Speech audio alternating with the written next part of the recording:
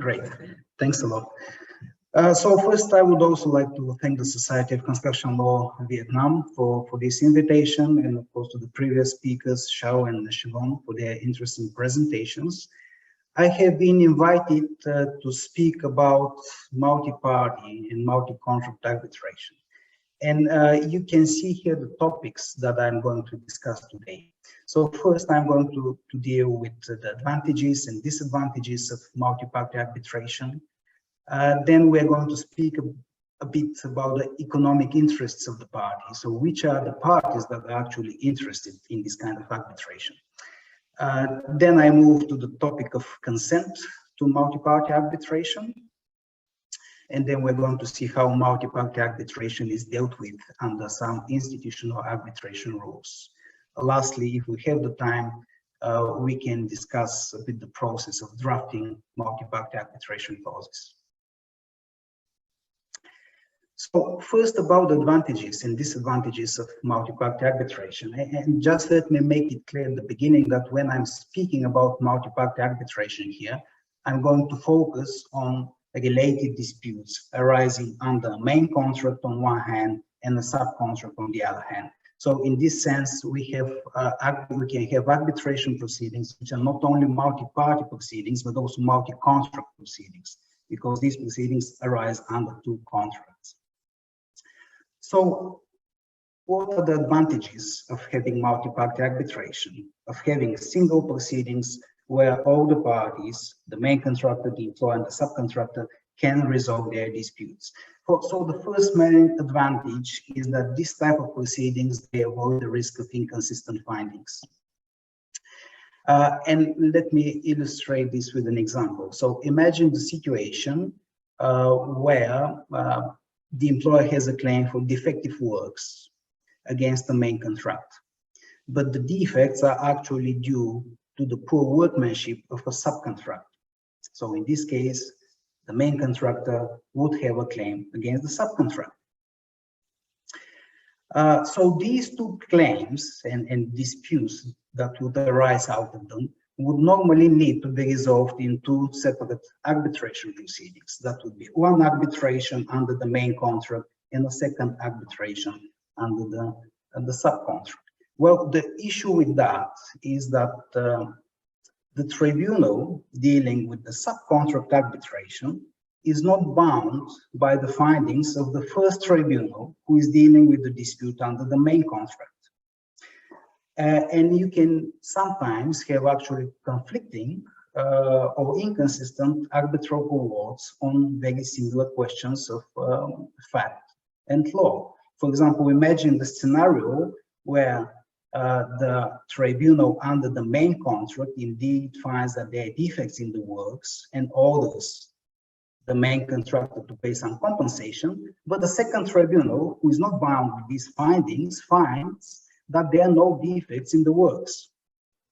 So in this case, the main contractor is the unpleasant situation where he would need to pay to the employer, but he can't pass this liability down towards the subcontractor. Well, obviously, if you have a single multi-party arbitration proceedings, this risk is avoided. The second advantage of these proceedings, it concerns time and costs. So normally, having one single proceeding instead of two separate proceedings saves time and costs, especially for the main contractor in the example that I just gave you. Another advantage of multi-party arbitration is that it decreases the risk of factual errors. Well, in these proceedings, we will have submissions made by multiple parties, we may have multiple witnesses, an expert, and it's often said that this enables the arbitral tribunal to get a more complete picture of the facts of the case and the liability of the parties, which decreases the risk of having an award which contains errors. So now moving to the disadvantages of multi-party arbitration. The first main obstacle to this type of arbitration is that it requires the consent of all parties. And I'll go back to this topic a bit later on. The second main disadvantage is about confidentiality. So the issue there is that if you have this kind of proceedings, they may result in a situation where certain information, confidential information under one contract is disclosed to a party which is not party under that contract. So imagine the case where the subcontractor is participating in an arbitration between the employer and the main contractor. And for the main contractor in this case, of course, it would be sensitive if the contract price under the main contract is disclosed to the subcontractor.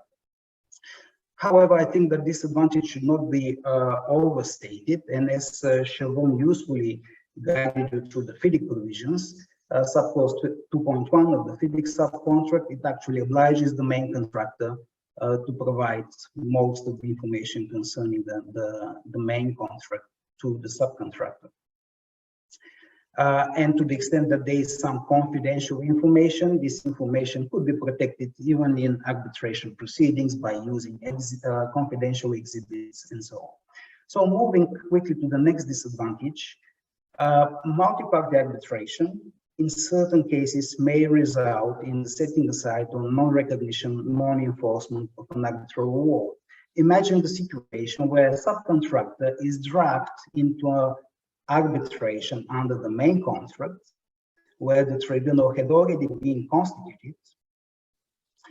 Well, this is an issue, and the subcontractor may raise various arguments against this kind of proceedings under the New York Convention, actually which applies internationally, and I'm not going to deal with the grounds in detail, but for example, the subcontractor may argue that he was not given notice of the appointment of the arbitrators, that he didn't have a say in the process of constitution of the tribunal, that the award rendered under the main contract dealt with issues which were beyond the scope of the arbitration clause binding the main contractor and the subcontractor.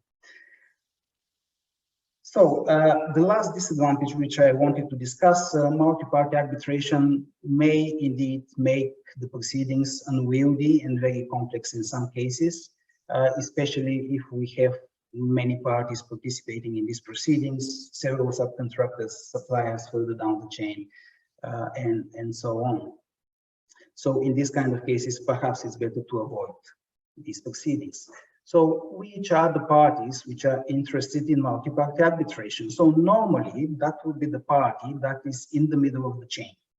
So in this case, in the example that we just saw, this would be the main contractor.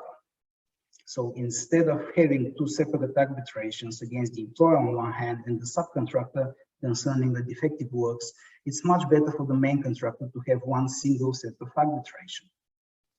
What about the subcontractors? So we're discussing about subcontractors here. Well, it is often the case that the subcontractors would try to avoid multi-party arbitration. And why is that so? Because their claims are usually of a smaller value compared to the claims arising under the main contract.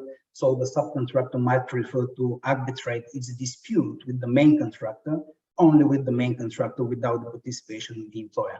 There might be situations, however, where it might be beneficial for the subcontractor to participate in multi-party arbitration. And I'll just give you two examples. The first example is the case where the subcontractor has hired subcontractors or suppliers further down the chain. So if there are disputes arising under these contracts, and if they're related to the disputes arising under the main contract, then the subcontractor may want to resolve these disputes in multi-party arbitration. And also Shao and Siobhan mentioned the pay when paid clauses. Well, actually, if the subcontract contains this type of provision, it might actually be good for the subcontractor to participate in a multi-party arbitration with the participation of the employer, because if the employer is found liable, he would need to pay to the subcontractor under the terms of the same award. Otherwise, if the subcontractor is not participating in these proceedings, he would need to initiate separate arbitration proceedings against the main contractor. In some cases, as you see here on the slide, it is actually the employer who is in the middle of the chain and who might be interested in multi-party arbitration. This is the case where the employer has hired a design professional who has prepared the design for the project on one hand, and then he has also hired the main contractor to build the works based on that design. In practice, it's often the case that when you have a defect, it's quite difficult to understand whether this defect is due to the poor design provided by the design professional or to the poor workmanship by the main contractor. In these situations, the employer may want to bring the claim against both the main contractor and the design professional in single arbitration proceedings. Moving next to the issue of consent. As I said, for multi-party arbitration, you need to have consent of all the parties. So this consent may be derived from different legal sources. First, of course, you have the parties' arbitration agreement, which may or may not say something about multi-party arbitration. Then, of course, you have the arbitration rules, which are chosen by the parties as applicable to their disputes. And finally, you have the arbitration law of the seat of arbitration, which is selected by the parties. So all these three legal sources may contain some provisions regarding multi-party arbitration. And let's look quickly at each of these. About contractual solutions to multi-party arbitration, this may take different forms. Sometimes you have an umbrella arbitration agreement, and actually this is an agreement which is signed by all the participants in the construction project, being the employer, the main contractor, the subcontractors, even the suppliers. And the idea is that if related disputes arise, they can be resolved under the terms of the umbrella agreement, which binds all these parties. These agreements, however, are rarely met in my experience. Sometimes you can have multi-party arbitration clauses in the separate contract. So you may have one clause in the main contract and then a similar clause in the subcontract. And indeed, some standard forms of construction contracts have provided for this type of multi-party arbitration clauses. And I've listed here, this is the case with the ENA form, which is a Japanese form of international contract, also the contracts published by the UK Institution of Chemical Engineers, and we also have this solution in some domestic forms. So moving to the second level and the discussion of consent. These are the arbitration rules, and consider here the following scenario. So the main contract contains a standard arbitration clause, which is silent on the issue of multi-party arbitration. And then the subcontract contains an identical standard arbitration clause. So have the parties actually consented to multi-party arbitration in this case? And I'll read you actually one quote from a professor. This is Fritz Nicklisch. This is what he wrote in 1994. In terms of both substantive and procedural law, arbitration must take place inter partes, in a linear way between the individual contracts and not in proceedings involving three or more parties. In this instance, there is not the slightest indication of implied consent to multi-party arbitration. So to answer the question, this author at least considered that the question should be answered in the negative. So the mere existence of two separate identical arbitration clauses in a main contract and a subcontract does not per se mean that the parties have consented to multi-party arbitration. So the question might be different if the arbitration rules contain a self-contained mechanism for multi-party arbitration. In other words, a solution which can be put in place without the consent of the parties. And we will discuss this in a while. Very quickly about arbitration laws. Arbitration laws, they usually don't deal with multi-party arbitration at all. And the reason for that is, as you know, the basis of arbitration is consensual. So the legislators thought that this should be best handled by the parties and not in the arbitration laws. Moving to the multi-party arbitration regime under the arbitration rules,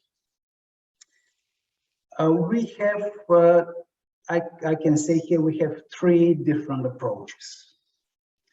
So the first approach, I think it's still illustrated by the ICC rules, which are the default arbitration rules under the FIDIC conditions of contract. These rules would still require the parties' consent when it comes to multi-party arbitration.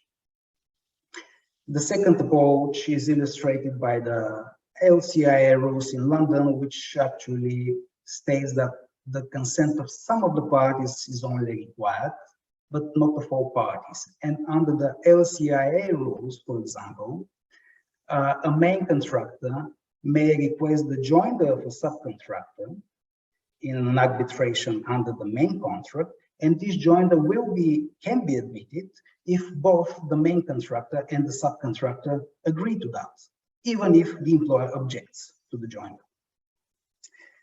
And the third approach, you have these rules which actually create a jurisdictional basis for multi-party arbitration. They contain self-contained solutions for that. And what I mean here is that even if the parties' contracts are silent on the issue of multi-party arbitration, this arbitration could still take place based on these provisions in this last category of rules.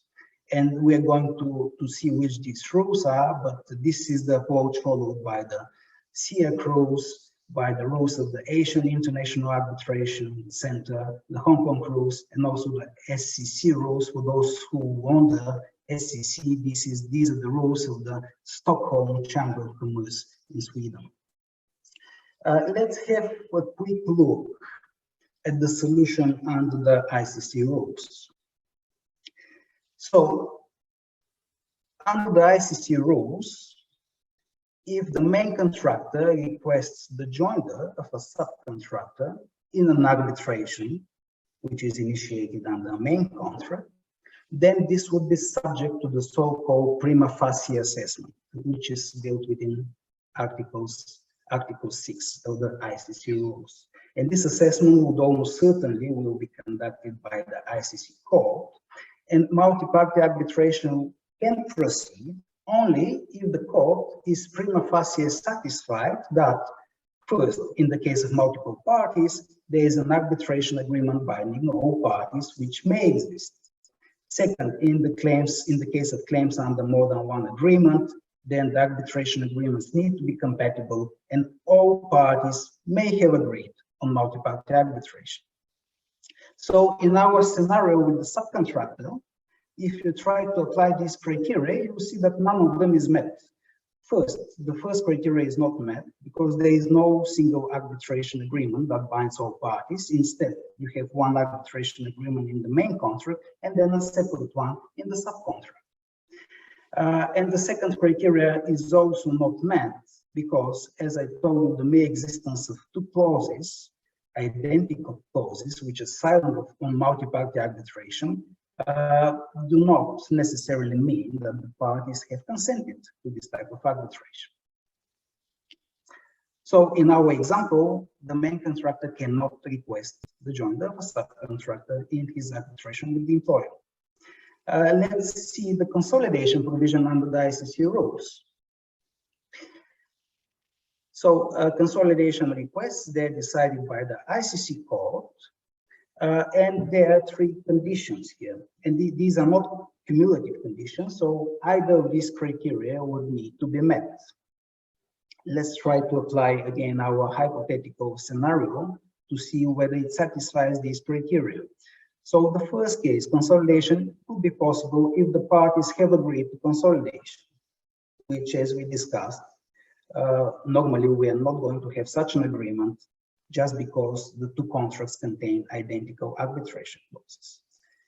Second, consolidation could also be possible if all the claims in the arbitrations are made under the same arbitration agreement or agreements. So this is not met either because we don't have the same arbitration agreement. Instead, we have two separate arbitration agreements in two separate contracts.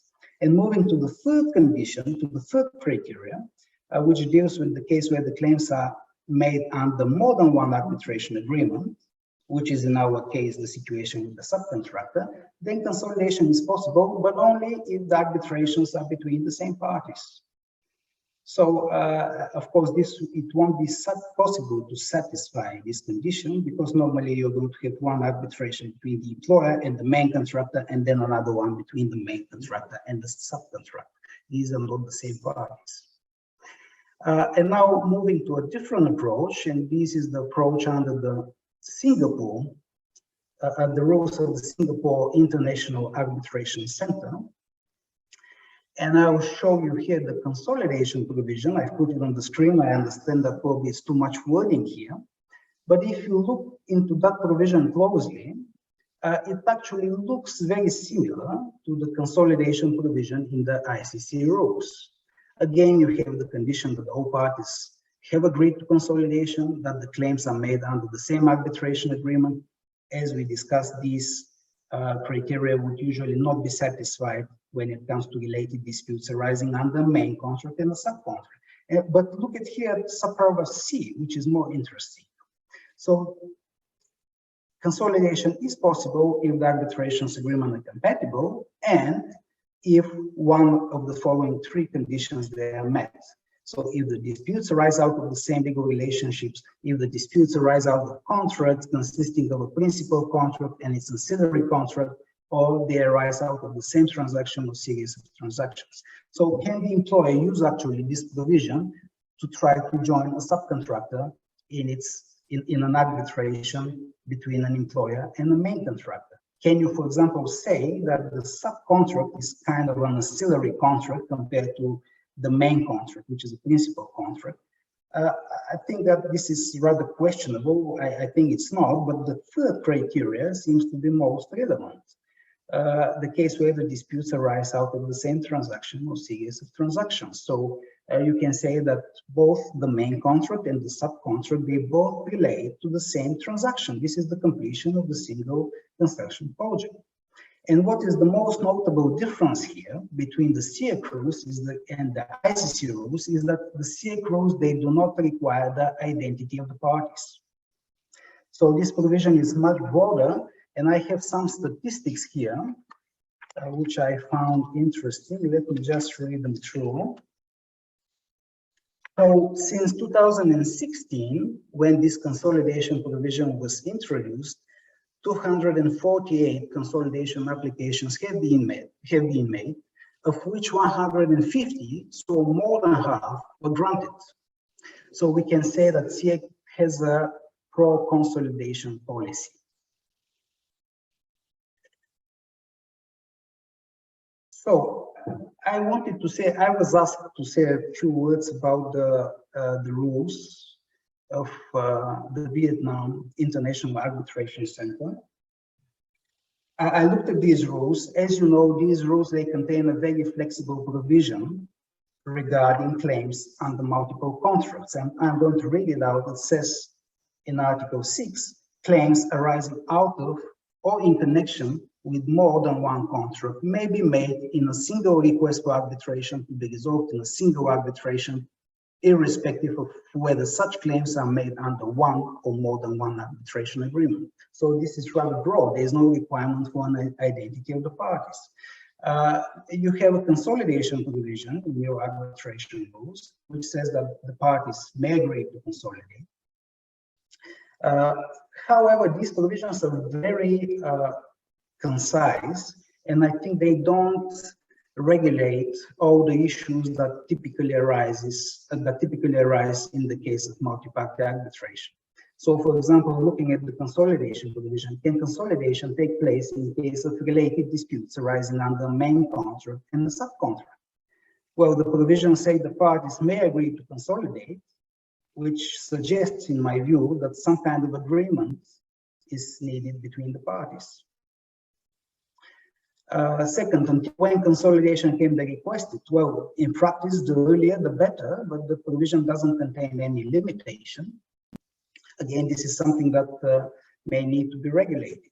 Also, it is unclear to me how the tribunal will be constituted in cases of consolidation of arbitrations. So imagine the situation, you have one arbitration under main contract where the tribunal has already been constituted, and then you have a separate arbitration under the subcontract where the tribunal hasn't been constituted or has been partially constituted. So if you want to consolidate these proceedings, which is the tribunal which is going to deal with the consolidated dispute? Would that be the tribunal under the main contract, or would that be a new tribunal? Many arbitration rules, for example, including the CIEC rules, they contain provisions empowering the arbitral institution to revoke any appointments previously made, and then to appoint the whole tribunal that is going to deal with the consolidated dispute in order to avoid issues regarding the parties' equal treatment in the constitution of the tribunal. And finally, the VIEC rules, they don't have a joint provision. This joint provision is typical in other institutional rules, and it could be a good idea to have it. In my view, joint provisions are usually easier to operate compared to consolidation provisions. And finally, I know that we are probably running out of time, so this is my last slide, and I'm going to spend a couple of minutes on it.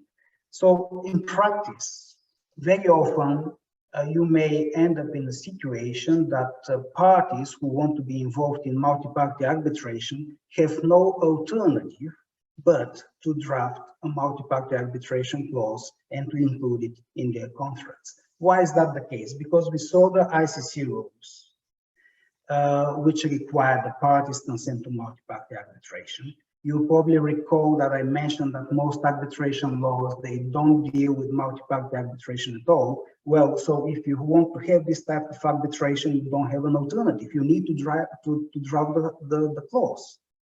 And this is a very, very difficult task. And I've put here a list of questions which I think each drafter of these provisions should consider when drafting such clauses. First one, how to draft a clause that incorporates all parties' consent. Here, remember that you have two separate contracts.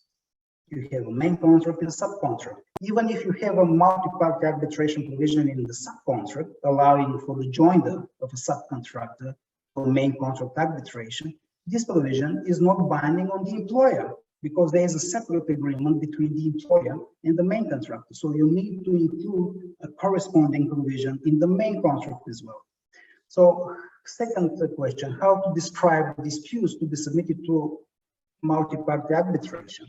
And I found the line here, the word disputes, because disputes, they may have a different meaning and a different set of contracts. So, for example, under the FIDIC editions 1999 FIDIC books, this dispute was used to be understood in its conventional meaning. So you need to have a claim, the claim has been rejected, and the party is dissatisfied with the rejection and decides to pursue its claim further. Then it's the point where you have the dispute. However, you have other standard forms where you have a definition of the dispute, as is the case in the new FIDIC edition. So you always need to bear in mind whether there is a definition in your contract or not. How to ensure compatibility of the clause with contractual preconditions to arbitration. Siobhan explained to you that under the FIDIC subcontract and the FIDIC main contract, you have dispute adjudication proceedings, dispute adjudication boards, and these are separate boards. And normally, before submitting a dispute to arbitration, you need to pass through the DAB phase. So if you write in your multi-party arbitration clause that related disputes would need to be submitted to multi-party arbitration, this means that both the subcontract DAB phase and the main contract DAB phase needs to be exhausted before these disputes can be referred to arbitration. What should be the required link between the disputes? Is it any kind of link that may justify multi-party arbitration? Do you want to qualify somehow this link by saying that it's only disputes which are substantially the same that may be referred to multi-party arbitration? Who's to decide whether such a link exists? Is it the arbitrator?